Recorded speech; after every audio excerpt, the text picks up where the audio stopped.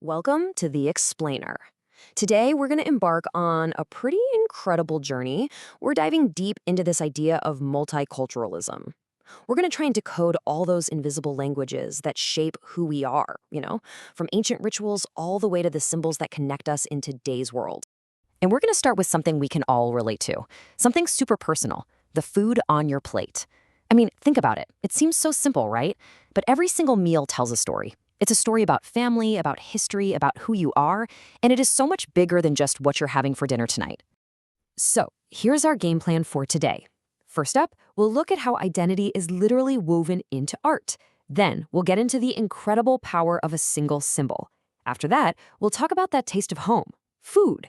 And finally, we'll look at what happens when cultures, when they collide. All right, let's just dive right in, shall we? What even is this invisible force we call culture? And maybe more importantly, in a world that is more connected than it has ever been, what does it really mean to live together in a multicultural society? Okay, so a good way to think about culture is like an invisible thread, It's what weaves us together into a group. It's the shared rhythm of our lives, all those unspoken rules we just know, and the stories that get passed down, the things that create that powerful feeling of us. And what's really interesting is that this whole idea, this concept of a country officially embracing multiple cultures, it's actually pretty new. I mean, it really only started gaining steam in the 60s and 70s. You had countries like Canada and Australia who were managing new immigration, and they started to realize, hey, maybe a truly rich society is one that celebrates all these different backgrounds instead of trying to erase them. So this brings us to two really powerful ways to think about how this all works. You've probably heard of these. First, you have the melting pot. That's the idea that everyone comes together and kind of, melts into one single blended culture. Differences sort of dissolve. But then you have the salad bowl. And I kind of like this one. It's the idea that all these different cultures are mixed together, but each one keeps its own distinct flavor, its own form. Like tomatoes and cucumbers in a salad. They make the whole dish better, but they're still tomatoes and cucumbers. Okay, so for our first deep dive, we're heading to Morocco to meet the Amazigh communities. And what's so fascinating here is that culture isn't just something you talk about. No, it's a living, breathing art form. It's literally woven into fabric. It's etched onto skin. It's worn with so much pride. And this tradition, it's often carried forward by the women. Yeah, the work of anthropologist Cynthia Becker really shines a light on this. She shows how Amazigh women are the absolute keepers of their culture. They're not just passively preserving old traditions, they're actively creating and shaping their identity through this incredible, vibrant art. It's like a visual history and a spiritual shield, all rolled into one. For the Amazigh, the body itself is a canvas. Seriously. Every piece of clothing, every hairstyle, every single design, it's like a word in a silent language.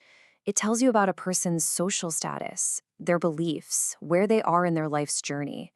It's a whole story told without saying a single word, just through threads and colors. And here you can see that language in action. On the one hand, you have this incredible weaving, a skill passed down from mother to daughter, literally weaving history and protective symbols into the fabric. And on the other, you have the man's turban, the RGC, and this is so much more than a piece of cloth. It's a powerful symbol of his honor. If his turban is held high, it means dignity. If it's fallen, that's a huge loss of face. This is where it gets even more amazing. The art literally becomes part of the body. These tattoos, they were traditionally given to young women, and they're like a visual dictionary of protection and power. You can see symbols like the eye, which is meant to be a shield against evil, or the seed, which is a prayer for fertility, and the frog, a symbol of magic. It's identity and belief made permanent right there on the skin. And what's really profound is how this art is it's part of everyday life, especially when it comes to protecting children. A lit candle isn't just for light, it's a guardian against unseen spirits. The kohl that's used to line a baby's eyes, it's not just decoration, it's a formal welcome into the community. Every single bead, every little charm, it's a shield, it's a prayer. It just shows you how deep the purpose of this art really runs. All right, let's switch gears a bit. We're going from the really intricate, detailed art of an entire community to the raw power of a single object, and then a simple phrase. We're about to see how these kinds of symbols can totally ignite a nation's pride and even fuel a massive movement of cultural resistance. First up, the Great Highland Bagpipe of Scotland. I mean, you can just hear that sound, can't you? That haunting cry has echoed through centuries of battle.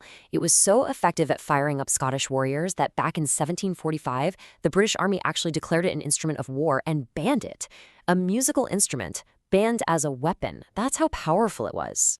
And this number, wow, it just stops you in your tracks. During World War I, about 1,000 pipers were killed in action. They were on the front lines, their music literally the battle cry, leading the charge. That level of sacrifice, it just speaks volumes about the sacred bond between that instrument, the soldier, and the incredible, unyielding spirit of Scotland. Okay, now for a huge shift. We're going from the Scottish Highlands to the heart of the American civil rights movement in the 1960s. Here, it wasn't an instrument. It was 3 simple words. 3 words that ignited a cultural revolution and completely changed how a nation talked about race and beauty. Those 3 words, Black is beautiful. This was so much more than just a catchy slogan. It was a defiant roar against centuries of oppression. It was a community taking back its identity, standing up and directly challenging a dominant culture that had always defined beauty through a very narrow, white, Eurocentric lens, a really painful legacy of slavery and segregation. What this was, at its core, was a profound act of self-love, of liberation.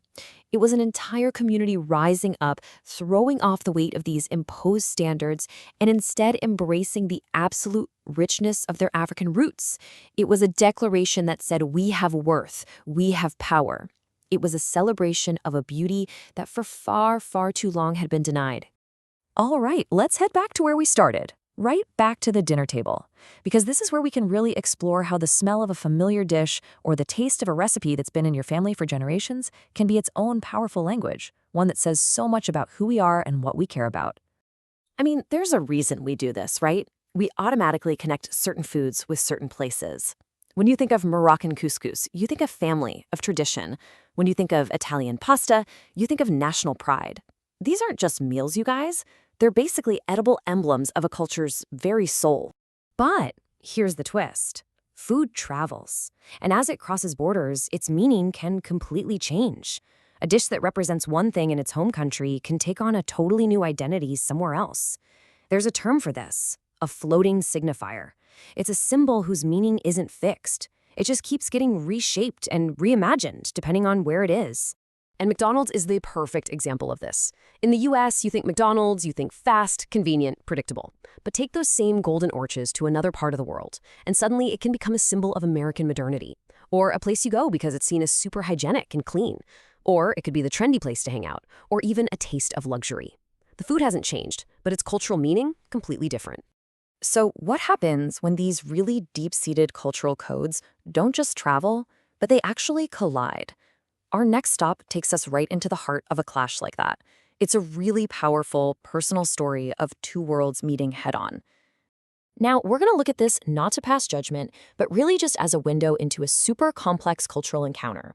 It comes from Jean Sasson's memoir, and it gives her personal perspective on the friction that can happen when a very Western worldview, one that's centered on individual freedom, comes face-to-face with a society built around the principles of Islamic Sharia law.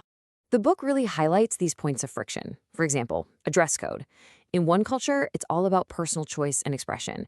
In another, it's a legal and religious requirement. You have the religious police, the mutuwa, who see themselves as enforcing a moral code. But from the author's perspective, this felt like a huge violation of personal freedom. And it's these fundamental differences in gender roles, in public space, in everything, that create what she describes as this intense, disorienting feeling of culture shock. Okay, so for our final section, let's pull all these different threads together. We've talked about the vibrant colors of art, the powerful call of a symbol, the taste of home, and even the sparks that fly when cultures collide. Let's see how it all weaves together to create the beautiful and, yeah, sometimes complicated tapestry of the world we live in today. I mean, look around. Globalization, the internet, technology has basically erased the borders that used to keep us apart. We're all interacting in this shared space, this global village. And that makes us all, in a way, global citizens. It can be a little chaotic for sure, but it's this constantly evolving network of human connection. And this brings us right back to that idea of the salad bowl. It's such a great way to look at it. It's a vision where multiculturalism isn't about everyone becoming the same. It's about each of us adding our own unique flavor to the mix.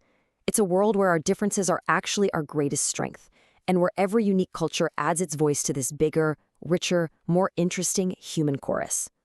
So, if there's one thing to take away from all this, it's that this big global conversation about culture, it's not just happening out there somewhere. It's happening inside every single one of us.